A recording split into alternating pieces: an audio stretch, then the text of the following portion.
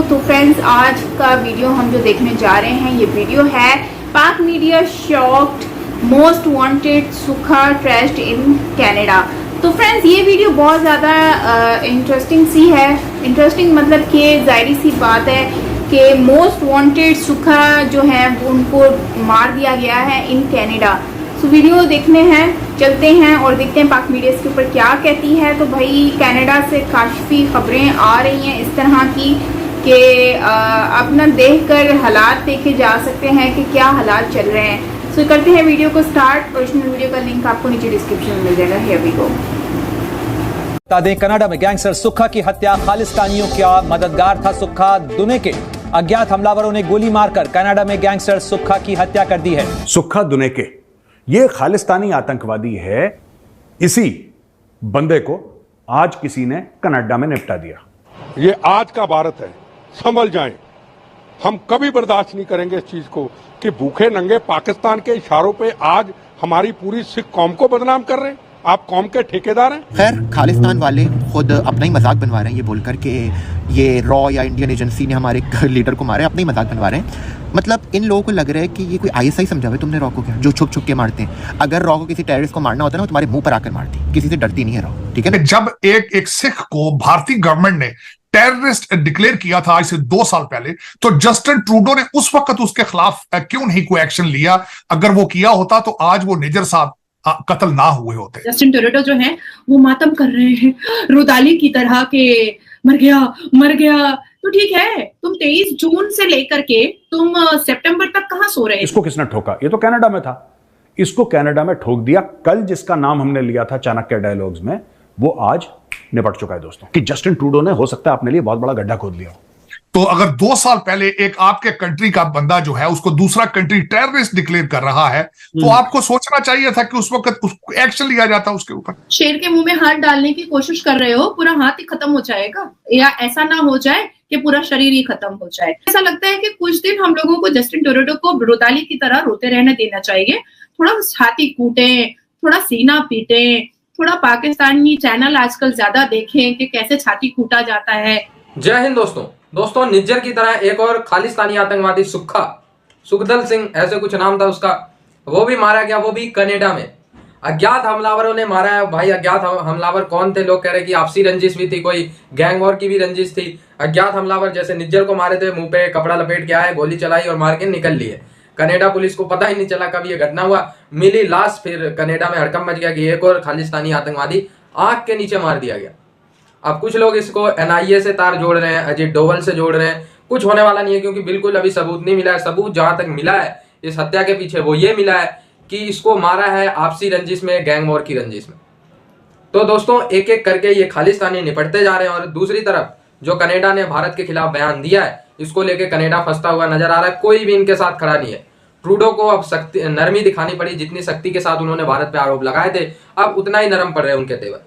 कोई भी G7 countries उनके साथ नहीं खड़ा आ रहा है। और जो 5 आईज हैं, जितने भी 5 आई मतलब है, वो कोई भी इनके साथ नजर नहीं आया। इसको कनाडा में ठोक दिया। कल जिसका नाम हमने लिया था चाणक्य डायलॉग्स में, वो आज निपट चुका है दोस्तों। आपको भारत की जरूरत है, भारत को आपकी जरूरत नहीं है भाईजान। You are a prime minister of Canada.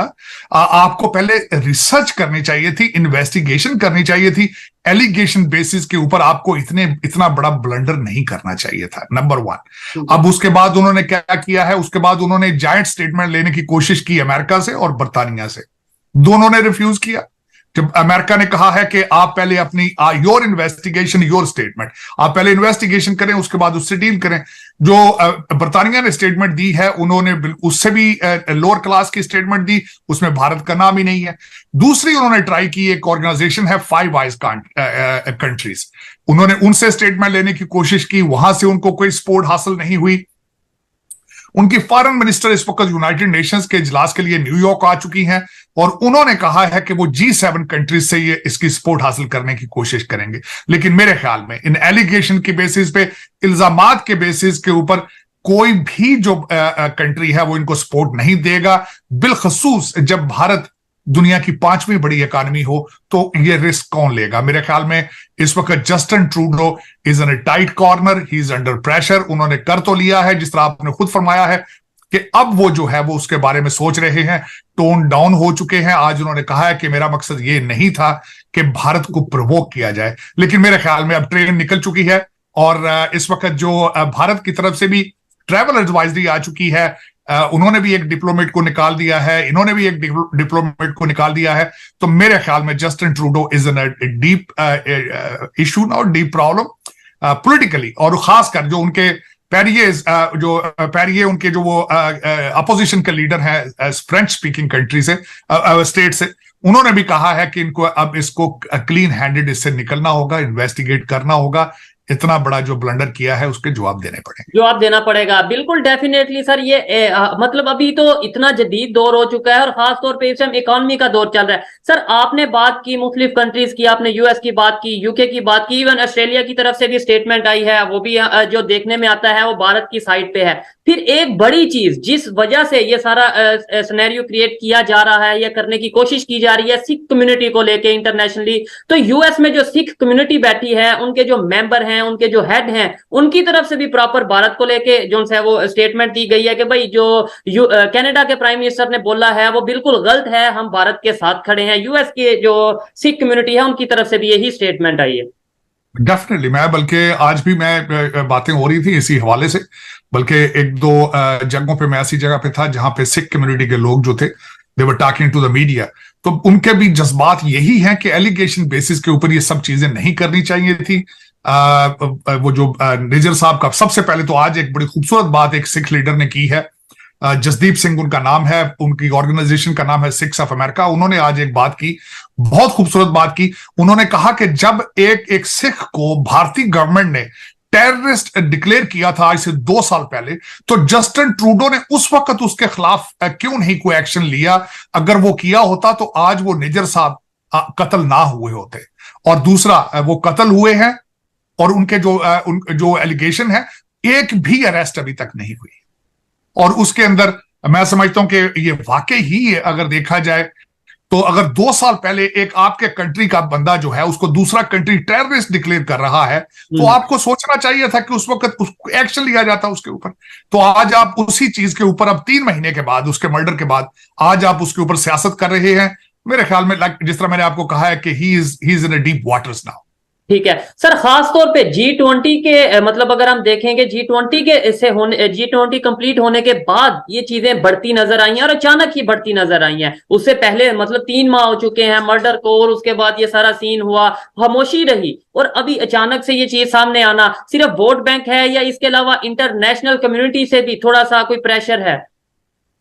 नहीं, इंटरनेशनल कम्युनिटी अगर देखा जाए तो इस वक्त मैं उससे, मेरी ओपिनियन थोड़ी सी डिफरेंट है। वो इस तरीके से कि G20 का जो इमेज राइज हुआ है उससे इसको डैमेज तो हुआ, इसमें कोई शक नहीं, लेकिन वेस्टर्न सिविलाइजेशंस मोस्टली जो है वो अंडर इंडियन डायस्पोरा प्रेशर में है। वो इस वक्त देखा जाए तो अमेरिका जो है वो तो इंडियन डायस्पोरा चला रहा है अमेरिका को। वो इस तरह का अमेरिका से ऋषि सुनक है बर्तानिया में, अल्टीमेटली उन्हें पता होना चाहिए था कि अगर मैं ये काम करूंगा तो वो इस तरह का to bring India down after G20, तो ना बर्तानिया सपोर्ट करेगा ना अमेरिका सपोर्ट करेगा। तो मेरे ख्याल में ये वो नहीं है, ये वही है कि अपनी इंटरनल इनकी पॉपुलैरिटी कम हो रही थी, इनको आगे इलेक्शन इनको नजर आ रहा था कि नहीं जीत पाएंगे, और वो जो 25 वोट जो है वो मिस्टर जसप्रीत सिंह की पार्टी के वो पक्के करने के लिए मेरे ख्याल में जस्टिन ट्रूडो साहब ने इतना बड़ा रिस्क लिया है। वैसे भी अभी रिसेंटली उनकी डाइवोर्स हुई है, इमोशंस भी हो सकते हैं, मायूसियां भी हो सकती हैं, और उसका फिर उन्होंने यही,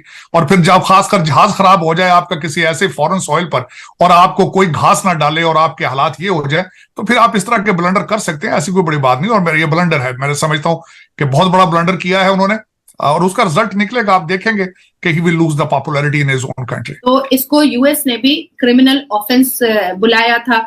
तो ऐसी हरकतें जो हैं ये खालिस्तानी ने, सिर्फ ऐसा नहीं है कि सिर्फ कनाडा में ये मिचिल मीटिंग कर रहे हैं या इंडिया को गाली दे रहे हैं, नहीं, इन्होंने जस्टिन ट्रूडो के छत्र छाया में रह करके कनाडा में भी मैं देख पा रही हूँ कि भारत की राइट पर जो है ना लोग काफी ज्यादा रोड्स पे निकल आए हैं, और कनाडा में जो है अब लोग जो हैं आवाज उठा रहे हैं कनाडा भारत के लिए, कि अब वहाँ पर लोग भी यही कह रहे हैं कि शायद जो कनाडा का प्राइम मिनिस्टर है हो सकता है वो एंटी जो है वो इंडिया जो है वो स्लोगन चलाकर और इस तरह से करके शायद वो अपने मामलात को क्लियर करना चाह रहे हैं। शायद ये भी वजह हो सकती है। मतलब पब्लिक का वहाँ का यही कहना है और वहाँ पर पब्लिक जो है वो रोड पर निकल आई है इंडिया के हक में और जो है वो प्रोटेस्ट वगैरह भी पे अब सुनने में आ रहा है कि सब कुछ स्टार्ट हो चुका है। वहीं पर अब ये जो खालिस्तानी है वहाँ पर उनका एक और खालिस्तानी है जो उनका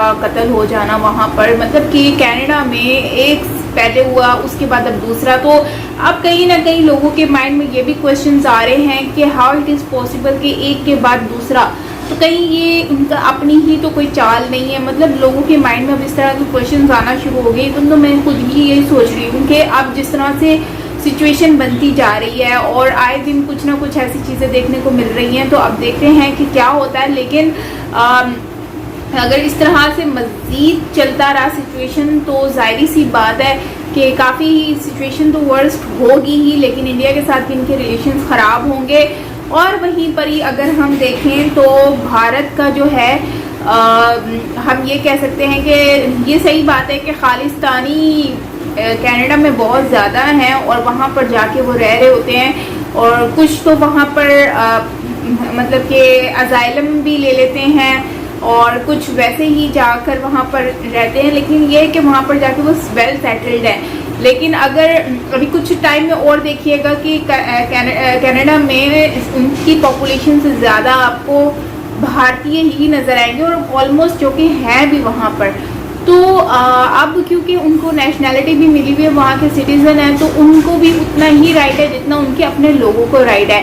तो कहने का मतलब ये है कि अब ये लोग ऐसा फंस चुके हैं कनाडा के, अब वो इंडिया के अगेंस्ट भी जाएंगे। तो वहाँ पर जो इंडियंस बैठे हुए हैं कनाडा में, तो वो जो है इनके खिलाफ अगेंस्ट प्रोटेस्ट करेंगे। तो अब इनको इंडिया के आगे झुकना ही पड़ेगा डेफिनेटली। तो फ्रेंड्स, इसके ऊपर आप लोग क्या कहते हैं कमेंट में ज़रूर बताइएगा। बाकी मिलते हैं नेक्स्ट वीडियो के साथ। अपना ख्याल रखिएगा। Till then take care, lots of love and